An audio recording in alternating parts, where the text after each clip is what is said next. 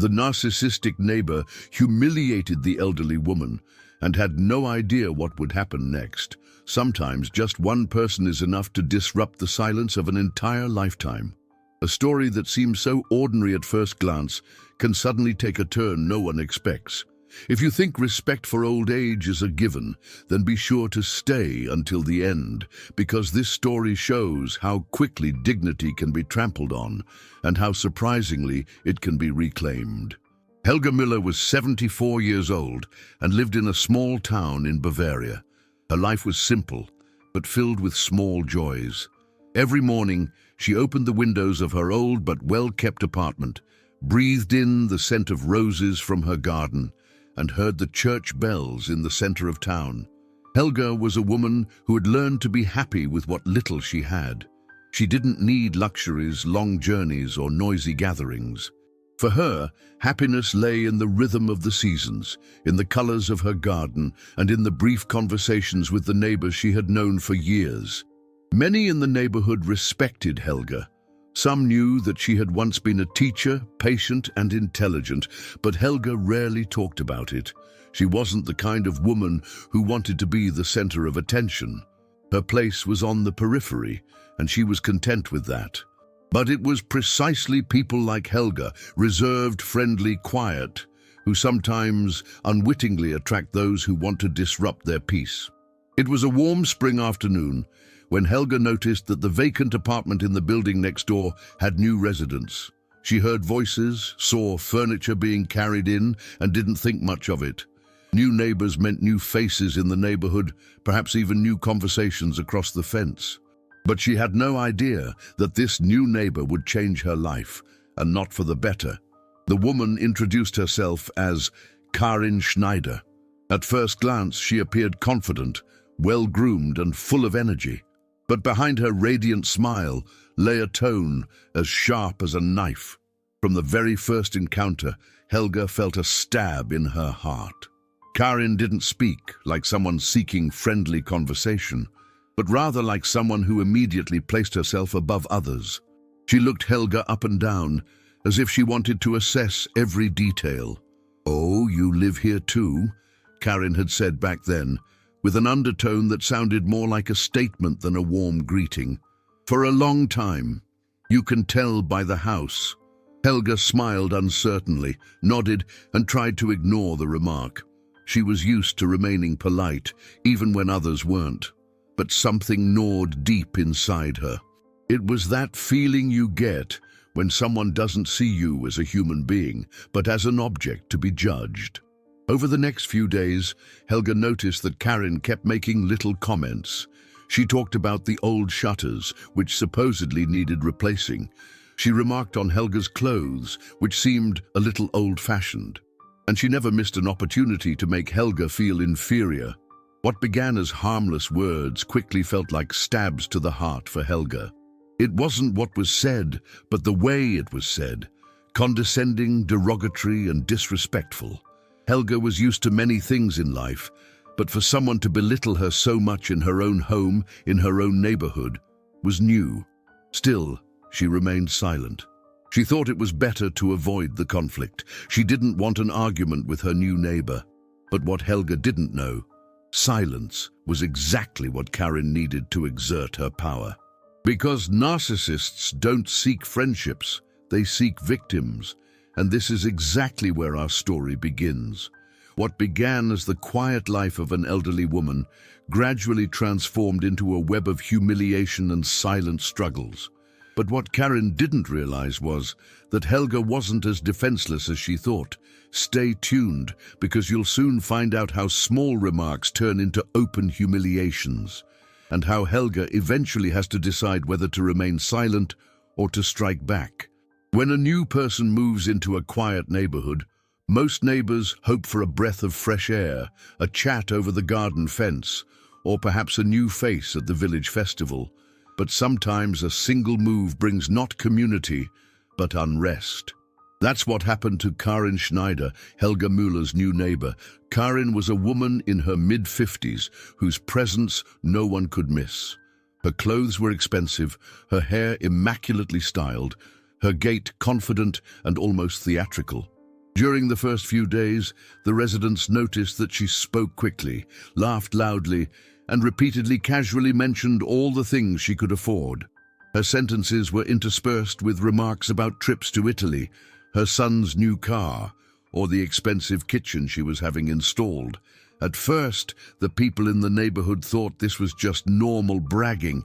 Anyone can show off a little when they have something new. But it soon became clear. Karin wasn't just proud, but someone who made herself look great by putting others down. Helga felt this most strongly. Whenever she was working in the garden, Karin would appear as if by chance. She leaned against the gate, folded her arms, and commented on everything. "So much work for such a small piece of land," she once said mockingly. "At your age, it would be much more convenient to have it all paved." Helga smiled weakly, but something inside her shuddered. Another day, Helga was standing in front of the front door with a shopping bag when Karin walked by. Her gaze immediately fell on the bag, from which a fresh loaf of bread was sticking out. "Oh, you still buy that from the bakery around the corner? You know, it's not nearly as good as it used to be, but it's probably enough for you, right?" Again, that sweet smile, expressing not friendliness, but pure superiority. These little pinpricks were repeated almost daily.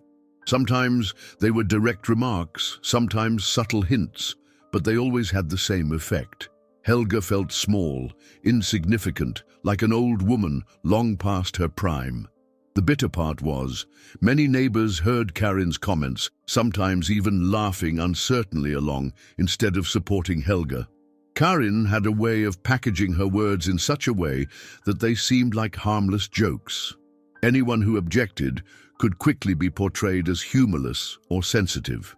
Helga knew this and remained silent. But the attacks didn't stop. On the contrary, they intensified. One afternoon, as Helga was pruning her roses, Karin approached her in the garden without asking. She walked among the beds as if everything belonged to her and said with a mock-serious expression, "Look, Helga, you really should consider leaving this patch to me. It's obvious you can't manage it all properly anymore. I could turn it into something much more beautiful." Helga paused. For a moment, she wasn't sure if she'd heard correctly. Her own garden, the place where she'd worked for decades, which she'd tended and cared for, was to be taken away from her simply because her neighbor thought she could do it better. Helga felt anger, but she gripped the scissors tighter and said nothing. She was afraid her voice would tremble if she responded. Karin noticed the uncertainty and smiled contentedly. For people like her, silence wasn't a sign of strength, but an invitation to move on. And so she did. Soon she began talking about Helga to other neighbors. "Oh, poor Mrs. Muller," she was heard saying. "She's a little strange. Sometimes I think she should move into a home. She'd be better off there." These words spread quickly. Some dismissed them as mere gossip. Others secretly wondered if there might be some truth to them. Helga sensed the change in people's expressions. Before, they had greeted her, asked how she was, maybe even chatted with her for a few minutes at the fence. Now, it seemed as if some were keeping their distance, as if they wanted to avoid being drawn into Karin's mockery. It wasn't just the loneliness that struck Helga. It was the humiliation, the feeling of no longer being safe within her own four walls because her neighbor was observing her every gesture, exploiting her every weakness, seeking every opportunity to belittle her. And yet, Helga remained silent. She told herself it was better not to start an argument, that people would eventually realize what Karin was really like. But secretly, she knew that Karin's words left their mark. Narcissists thrive on keeping their victims invisible, on no one contradicting them. What Helga didn't realize at the time, the greatest humiliation was still to come. Karin was far from finished with her. And as the community prepared for the annual summer festival, the new neighbor planned an appearance that would ridicule Helga in front of everyone. But what Karin didn't know, Helga had a past that was stronger than any humiliation. And this past would soon come to light, with consequences Karin could never have imagined. Be sure to stick around, because you'll soon see how Karin's subtle taunts turn into outright attacks, and how Helga is pushed to the sidelines until something unexpected happens. What began with sharp remarks developed into a pattern over the weeks. Karin Schneider quickly realized that Helga Müller didn't hit back, didn't contradict, didn't even attempt to defend herself. For someone like Karin, that was like a free pass. The more she realized Helga was keeping quiet, the bolder she became. Helga's daily life changed imperceptibly but steadily. She began to postpone her gardening until the early morning hours, hoping Karin was still asleep and would leave her alone. She rarely went to the bakery anymore, afraid of running into Karin on the way. Even when she went to the mailbox, she first listened at the door to see if there were any voices outside. The woman who once enjoyed the small encounters in the neighborhood became increasingly withdrawn. But retreat didn't mean peace for Karin, but rather an opportunity to determine the narrative about Helga herself. She took every opportunity to talk about her neighbor. In the supermarket, people overheard her say, "Oh, Mrs. Müller, she's really not sane anymore. Sometimes she just stands at the window for minutes and stares out." Or at the butcher's, "She lives all alone. That's dangerous at her age. You never know what could happen." Such remarks may have sounded like words of concern to outsiders, but the undertone was clear. Karin portrayed herself as the one who had an overview and control, while Helga was portrayed as weak and frail. The effect wasn't long in coming. Some neighbors who used to regularly visit Helga's house now stayed away. Others hardly spoke to her anymore for fear of becoming the target of Karin's ridicule. Helga felt the coldness in the looks that had once been warm. One evening, as Helga was taking out the trash, she overheard Karin talking to two other neighbors. "Look at this bag," Karin said, pointing to Helga's worn cloth bag. "She's always walking around like this, like something from another time. But what do you expect? Some people just stand still." The two women giggled quietly, and Helga stood there, clutching the trash bag, unable to move. It was as if an invisible net of humiliation was being drawn ever tighter around her. Every little action became a target. Karin criticized her laundry, hanging out to dry. She made mocking remarks about the old furniture that Helga occasionally put on the balcony. And whenever Helga summoned the courage to make a brief appearance at a community event, Karin was already there, with derogatory comments that sounded like casual jokes but drew the attention of those around her. Things got particularly bad when Karin began to directly question Helga's abilities. "Do you still have all your documents in order?" she once asked in front of witnesses. "It would be a shame if you forgot something important at some point. Maybe someone should take care of it."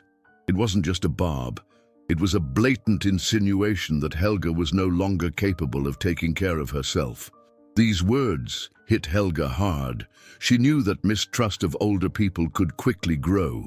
A little doubt was enough, and suddenly one was considered no longer able to cope. Incapable. That was precisely what Helga feared, that they would take away the last thing she had, her independence.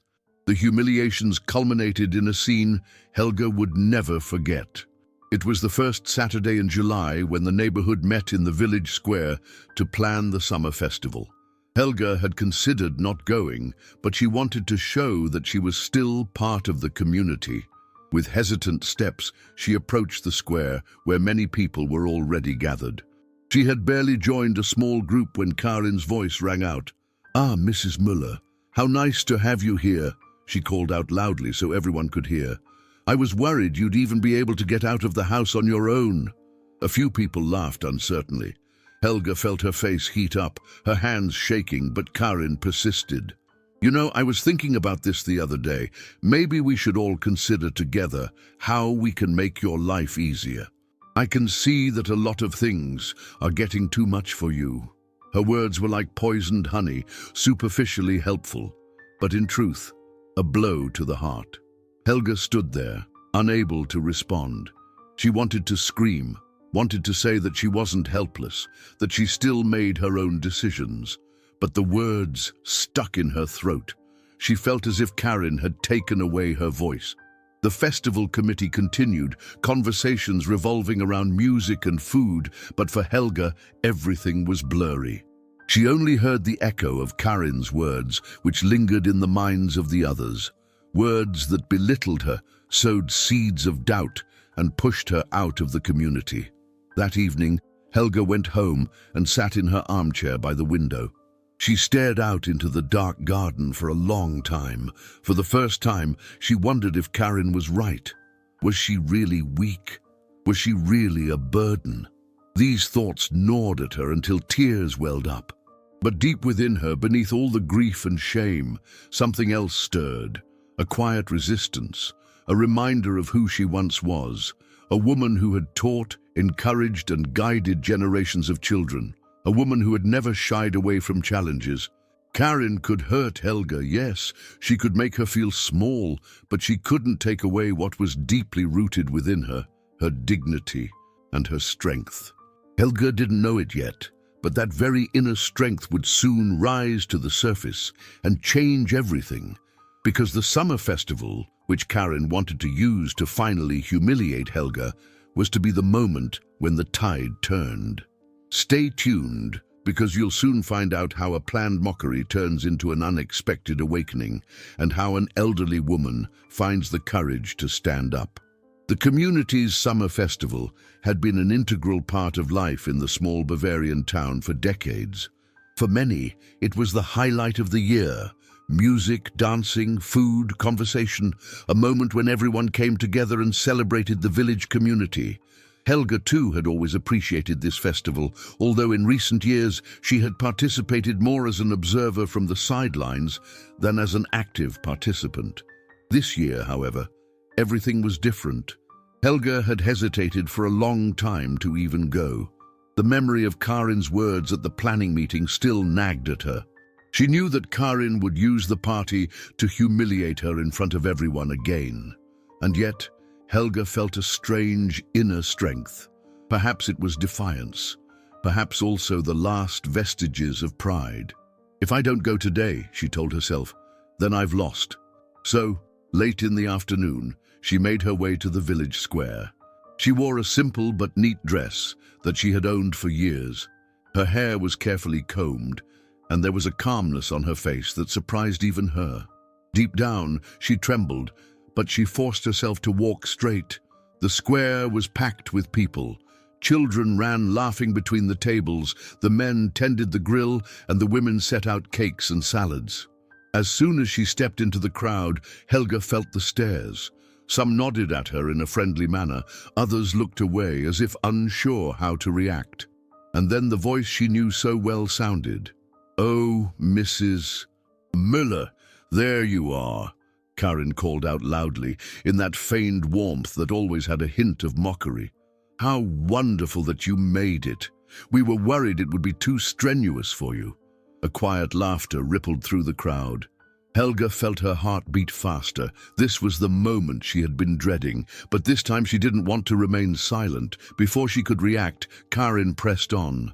"You know," she said so everyone could hear, "we should probably reserve a spot for you near the medical tent. You never know, do you?"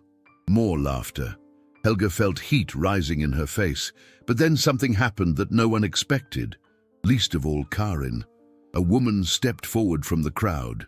It was Anna Weber, a former student of Helga's, now a mother of 3 herself. "Mrs. Müller," she exclaimed, her eyes shining. "I can't believe you're here. Do you remember how you helped me that time when I almost failed a grade? Without you, I would never have made it through school." Suddenly, silence fell. Everyone's eyes turned to Anna, and then to Helga. Before Helga could respond, another man approached. It was Mayor Kraus, a serious man in his 60s. "Of course everyone remembers Mrs. Müller," he said loudly. "She taught generations here. Many of us owe it to her that we even started on a proper path. I still have an old notebook from her class." A murmur went through the crowd. Several people nodded in agreement. Then a third neighbor spoke up. "My sister also went to school with you, Mrs. Müller. She always says you encouraged her when everyone else had given up on her." Helga stood there, speechless. She had never expected anyone to remember her work. She had never emphasized her past, never boasted about it.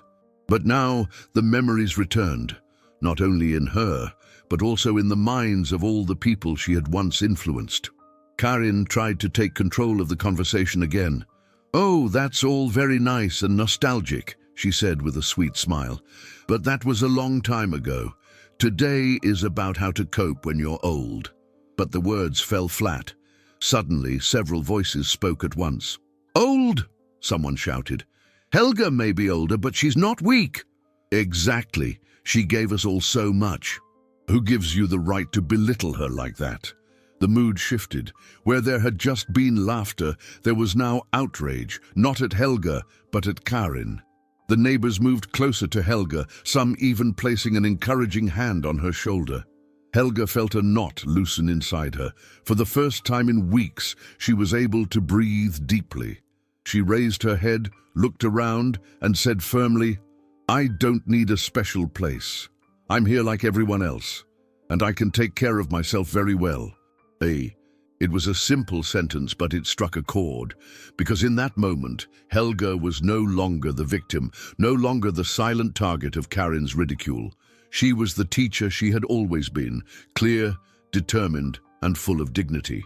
The crowd applauded, hesitantly at first, then increasingly loudly. And as Helga stood there, tears in her eyes, she noticed Karin slowly taking a step back. For the first time, the confident woman seemed uncertain, almost dwarfed. What had begun as a planned humiliation had become a revelation. It wasn't Helga who was the weak one, but Karin, because those who have to humiliate others to feel great only reveal their own emptiness. From that evening on, nothing was the same. Helga had regained her voice, and the community had recognized her true greatness. But for Karin, the decline began. Be sure to stay tuned, because in the next part you will learn how the narcissist's mask finally falls, and how Helga not only regains her dignity, but becomes stronger than she ever imagined. Since that evening at the summer festival, something fundamental had changed. It was as if an invisible veil had been lifted. The village community, which had previously wavered between indifference and uncertainty, now saw things clearly. They remembered who Helga truly was, not the weak, eccentric old woman Karin had portrayed her as, but a woman who had passed on knowledge, courage, and hope for decades. For Helga, this change was palpable. The very next morning, there was a knock at her door. Anna Weber was standing there with a basket full of fresh rolls. "This is just a small thank you," she said, "for everything you did for me back then." Helga took the basket hesitantly, but in her heart, it felt as if someone had bandaged a wound. In the days that followed, more neighbors stopped by. Some brought flowers from their gardens, others recounted memories of their school days. It wasn't pity that Helga encountered, but recognition, an appreciation she hadn't felt in a long time. Meanwhile, the attitude toward Karin also changed. Where she had once attracted attention with her loud laughter and sharp remarks, silence now fell as soon as she entered the square. People still listened politely, but they no longer laughed at her jokes. The small gestures of approval disappeared. Karin felt the coldness that greeted her, a coldness she hadn't experienced before, having spent her life trying to be the center of attention. Her first attempt to regain control was predictable. She acted as if nothing had happened. At the next opportunity, she talked loudly about her latest purchase, a designer handbag from Italy, but no one reacted.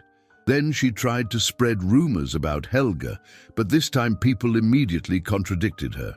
"That's not true," someone said. "We know Mrs. Muller better than you." With each rebuffed attempt, Karin's power diminished. She had underestimated the people, but above all, she had underestimated that Helga wasn't alone. The community she had sought to divide now stood united against her.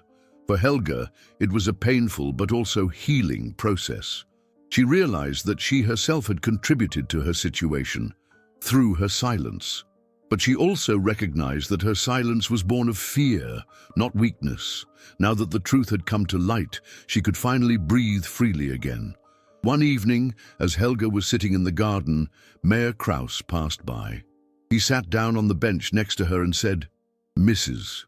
Müller, I just wanted to say to you, you are a role model for all of us, not because you were always loud, but because in your silence you have a strength that we had almost forgotten." These words touched Helga deeply. For the first time in a long time, she felt not only relief, but also pride. Pride that despite all the humiliation, she hadn't broken down. Pride that her dignity was stronger than Karin's mockery. Karin, on the other hand, withdrew more and more. She, who had believed she had everyone under control, suddenly found herself isolated. Invitations stopped coming, and conversations died down as soon as she entered the room. Her narcissistic game was seen through, and without an audience, it lost its appeal. The final turning point came a few weeks later, when a new project was launched in the village, a small initiative to provide tutoring for the community's children. The idea was to involve retired teachers. When the suggestion came up, there was only one name everyone immediately mentioned: Helga Müller. Helga hesitated at first. "I don't know if I can still do this," she said. But the children, who had already heard from the adults what kind of teacher she had once been, practically urged her. "Please, Mrs. Müller, we want to learn from you." And so Helga began teaching again once a week, not in the classroom as before, but in a small room in the community center. The children hung on her every word, the parents thanked her, and the neighbors saw in her the woman she had always been, wise, patient, full of heart. For Karin, this was the final proof of her defeat. While Helga gained recognition and affection, she herself was left empty-handed. Her mask had fallen, and her arrogance had brought her nothing but loneliness. But Helga had regained something much greater than the respect of others, her own dignity. She now knew that she wasn't helpless, that she had her voice, and that she was being heard. One autumn evening, as the sun set golden over the rooftops of the small town, Helga stood in her garden, looked at the roses still in bloom, and smiled. The months of humiliation had left their mark on her, yes, but they had also made her stronger. She knew now, dignity can be taken away, but only if you give it up yourself. And she hadn't. Thus ended not only the story of an old woman and her narcissistic neighbor. It was the story of a community that learned to look more closely, the story of a woman who showed that age does not mean weakness, and the story of a truth that is stronger than any lie. Because in the end, it wasn't Karin who controlled Helga. It was Helga herself who decided how her story would continue, and that set her free. Sometimes it only takes a moment to remind us that dignity is not a matter of age. Helga's story shows how much strength lies in silence, and that narcissists lose their power once the truth comes to light. Perhaps you too have experienced people trying to belittle you, and now know that you can rise up. If you want to hear more moving stories like this, like the video, subscribe to the channel and click the bell. Stay tuned, because another story that will touch your heart awaits in the next video.